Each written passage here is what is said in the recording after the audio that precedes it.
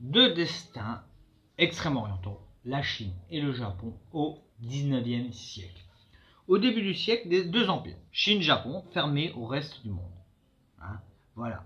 Depuis un siècle et demi, à l'exception de périodes respectives d'une étroite banlieue de Canton ou d'un îlot en rade de Nagasaki, partagent diverses certitudes en un ordre du monde confucéen que la réalité des temps ébranle chaque jour davantage.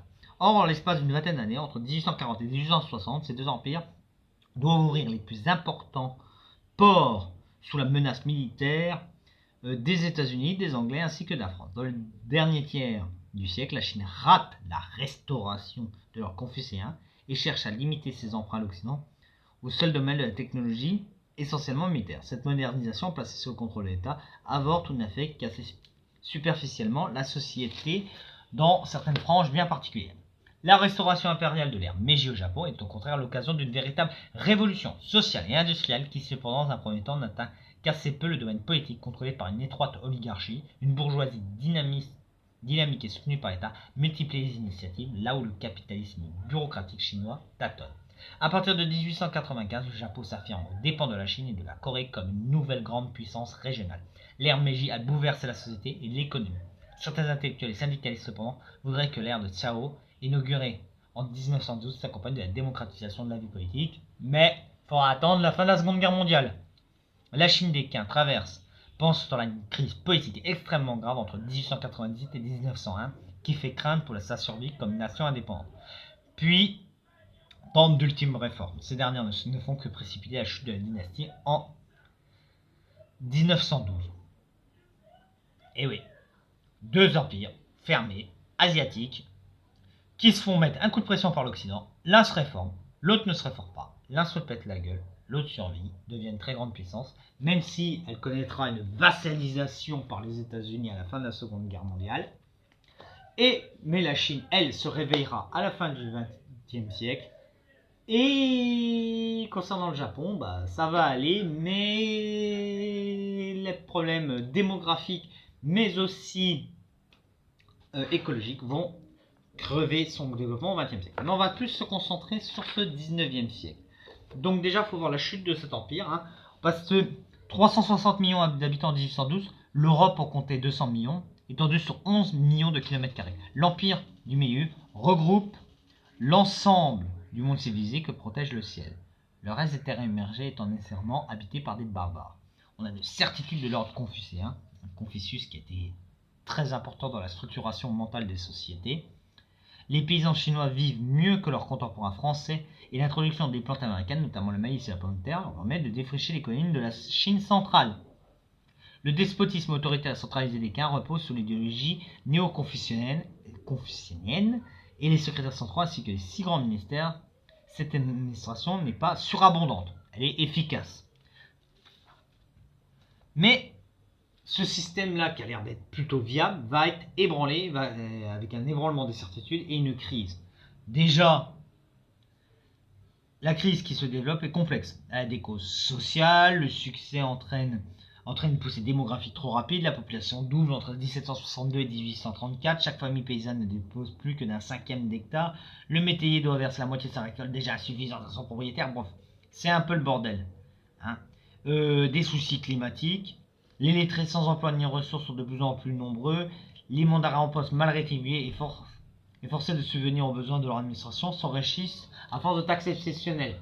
Ils gagnent pas assez, donc ils taxent les gens, donc il y a une pression fiscale énorme qui fout la merde. Tiens, ça rappelle un petit peu ce qui s'est passé en France au XVIIIe siècle, où le système fiscal n'étant pas bien adapté, pas bien jugulé, ce qui est complexe, il faudra en parler dans une vidéo particulière, et ça fout un bordel pas possible. Et après, tu as les Anglais qui arrivent leur foutre la pression, ça va être le temps des troubles. Il va y avoir un échec de la restauration, ils vont tenter des réformes entre 1861 et 1898 qui va être une catastrophe. Et le trône va littéralement exploser. En 1912, l'empereur est déposé. Alors, concernant le Japon, 35 millions d'habitants, en 1850, il y a l'air d'avoir un immobilisme apparent, il y a quand même des troubles, il y a un déclin d'autorité, il y a une question du parti de l'empereur. C'est le pendant logique. L'empereur Koimi incarne sans risque la résistance, sa faiblesse politique et sa force, car elle est couplée à son prestige coutumier. Donc, t'as un empereur, s'il est fort, ça va, s'il est faible, tout le système se pète la gueule. Mais les Meiji vont apporter une ère de changement. Consolidation du régime, appui sur les oligarques, décollage économique avec une bourgeoisie. C'est là notamment on va retrouver les mecs qui vont inventer Nissan, Datsun, Sony, Mitsubishi, enfin tout ça. Et une expansion et une démocratie impériale.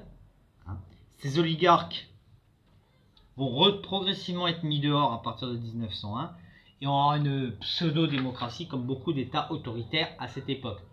Il y a une constitution, il peut y avoir des élections, on va être honnête, mais au fond c'est l'empereur qui gère tout, comme ça faites pas chier, un peu comme en Allemagne.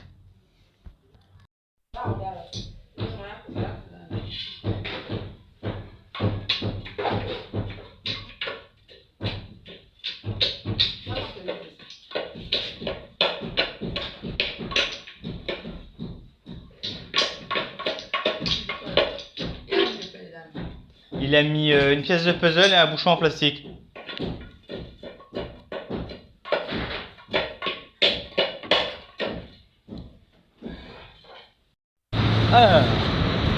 Donald Trump, durant sa campagne présidentielle, a dit que s'il était élu président, il couperait les vannes de l'OTAN. Ce qui provoqua des réactions d'effroi en Europe. Alors, déjà, premièrement, il le dit, c'est pas sûr qu'il le fasse, parce que le lobby militaro-industriel aux États-Unis est très fort, et peut-être même plus fort que le président sur certaines choses. Hein. Ils ont poussé notamment pour des guerres dégueulasses comme la Syrie ou l'Irak, qui ont été des échecs, des génocides, et qui ont détruit des régions entières. De deux, bien fait pour vos gueules les Européens. En effet, quand il y a eu le traité de Lisbonne, le traité de Lisbonne dit quoi? Que la défense de l'Union européenne est assurée par l'OTAN. À un moment, quand on se met sous la protection des autres, si les autres ont un avis divergent au vôtre, vous l'avez dans le cul. Vous n'avez pas voulu cultiver une défense européenne. Et pourtant on avait ce qu'il fallait, hein, avec une défense dite européenne, avec des armes produites par les Européens, les avions d'assaut, des fusils allemands, des grenades, je sais pas, espagnoles. Il y avait de quoi faire. Avec notre propre, avec un financement qui nous était propre, avec une diplomatie qui nous était propre. Parce que là, à force d'être cul et chemise avec l'OTAN, vous vous êtes retrouvés mêlés à la guerre de Syrie. Ça nous a apporté quoi d'être mêlés dans la guerre de Syrie? Ah oui, les attentats de 2015. Voilà. La guerre de Libye, ça nous a amené quoi? Ah, les submersions migratoires de l'Europe. Ah, c'est bien. Bravo les génies. Bravo. À un moment, vous voulez nous faire croire à une souveraineté européenne, mais vous n'avez même pas votre propre souveraineté. Elle n'existe même pas. Mais par exemple, vous réservez la note de souveraineté, vous êtes là. Donc c'est bien fait pour nos gueules. Et l'Europe est en train de vivre parce qu'elle a fait vivre à l'Afrique. C'est-à-dire, qu'est-ce qu'on a fait en Afrique? On a remplacé la souveraineté africaine par notre souveraineté et on l'a fait à notre intérêt et dans le désintérêt des pays africains. Bah, c'est ce que les Américains sont en train de nous faire. Retour à l'envoyeur, c'est très plaisant à voir, à entendre et à sentir. Vous mangez votre caca. Et puis vous le mangez bien, hein, vous le mangez avec des oignons, de la tomate et un peu de sauce, c'est génial. Vous dégustez votre caca. Bien fait pour vous. À force de suivre connement les Américains, comme vous les avez suivis pendant la guerre froide, comment vous les avez suivis pour la première guerre du Golfe, pour certains d'entre vous pendant la deuxième guerre du Golfe, en Libye, en Syrie et maintenant en Ukraine, c'est ce que vous avez gagné. Vous y avez craché un maximum de pognon, vous avez été impliqué dans des guerres qui ont été foncièrement des succès, vous y avez récolté du terrorisme, une perte d'autonomie technologique et industrielle du point de vue de l'armée, alors que voilà, on aurait pu faire une armée européenne. L'Europe peut être un truc très beau si c'est une coopération entre les pays, si c'est une collaboration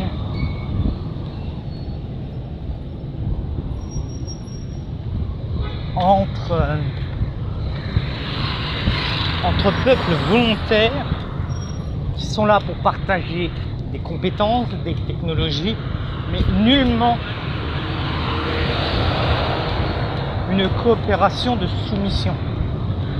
Donc moi j'espère franchement que Trump va passer en 2024, que l'OTAN va être lourdée, qu'on va se retrouver comme des connards à pas pouvoir produire le moindre fusil, le moindre canon, que notre capacité militaire aura été siphonnée dans tout ça, et peut-être après que certains comprendront que la souveraineté, eh ben, c'est pas un Pokémon, ok? C'est pas de la décoration, c'est utile. Vous êtes en train de goûter tout au revers. Et c'est ça qui est beau, c'est que l'Occident, en ce moment, il est en train de passer à la caisse. Tout ce qu'elle a semé comme merde ces 4 derniers siècles est en train de lui remonter à la gueule d'une manière violente, brutale. Et ça, c'est très bon parce que quand tu crées des problèmes, à un moment, tu passes à la caisse. Et le passage à la caisse, souvent, fait plus mal que le problème que tu as créé.